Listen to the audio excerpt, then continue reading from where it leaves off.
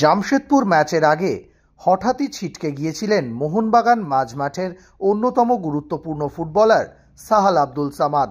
কলকাতা ছেড়ে জামশেদপুর উড়ে যাওয়ার আগে শেষ মুহূর্তের অনুশীলনে হঠাৎই দেখা যায় মাঠের বাইরে সাহাল। তারপরেই জল্পনা শুরু হয়েছিল। অবশেষে জামশেদপুর ম্যাচে মাঠে নামতে পারেননি তিনি।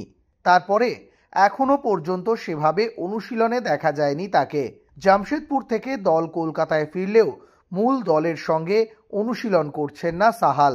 তবুও চেন্নাই ম্যাচের আগে মোহনবাগান জনতার জন্য সবথেকে ভালো খবর হলো কলকাতা থেকে অনুশীলন সেরে দলের সঙ্গেই কিন্তু চেন্নাই উড়ে গেলেন সাহাল আব্দুল সামাদ। যদিও সোমবার সকালে মূল দলের সঙ্গে অনুশীলন করেননি তিনি। প্রথমে দলের ফিজিক্যাল ট্রেনিংয়ের সময় তাকে দেখা যায়, তারপরে সাইড লাইনেই রিহ্যাব করেন তিনি। তবুও যেহেতু সাহাল দলের সঙ্গে চেন্নাই উড়ে গেলেন, তাই মনে করা হচ্ছে তিনি সুস্থ রয়েছেন। এখন চেন্নাইয়ান এফসির বিরুদ্ধে প্রথম থেকেই সাহালকে মলিনা ব্যবহার করবেন কিনা সেটা নিয়ে যদিও প্রশ্ন থাকছে। যেহেতু তিনি শেষ ম্যাচে মাঠে নামেননি এবং গতকাল এবং আজকের অনুশীলনেও তাকে মূল দলের সঙ্গে দেখা যায়নি, তাই প্রথম একাদশে সাহালের থাকার সম্ভাবনা যথেষ্টই কম। তবুও মনে করা হচ্ছে পরিবর্তিত ফুটবলার হিসেবে সাহালকে ব্যবহার করতে পারেন হোসে মলিনা।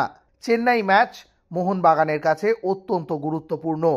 এই ম্যাচ জিততে পারলে লিগ শিল্ডের দৌড়ে আরও এক ধাপ এগিয়ে যাবে সবুজ মেরুন ব্রিগেড। তাই অবশ্যই নিজের সেরা ফুটবলারদের ব্যবহার করতে চাইবেন বাগান কোচ। সেক্ষেত্রে কোচের পছন্দের তালিকায় থাকতেই পারেন সাহাল আব্দুল সামাদ।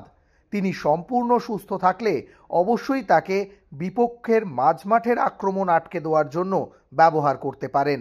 এখন দেখার, যেহেতু সাহালকে দলের সঙ্গে চেন্নাই নিয়ে যাওয়া হলো, তাহলে কি চেন্নাই বধের পরিকল্পনায় সাহালকে রাখছেন মলিনা? সেই উত্তর সময়ই দেবে।